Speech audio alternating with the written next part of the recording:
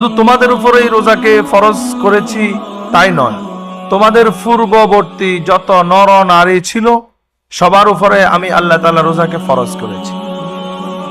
আমরা যদি জিজ্ঞেস করি, আল্লাহ আমাদের পূর্ববর্তী নর নারীদের উপর আপনি রোজাকে ফরজ করেছেন, কারোর জন্য একটা রোজা ফরজ ছিল, কারোর জন্য 3টা রোজা ফরজ ছিল, কিন্তু আমাদের জন্য কেন একটি মাস রোজাকে ফরজ করলেন?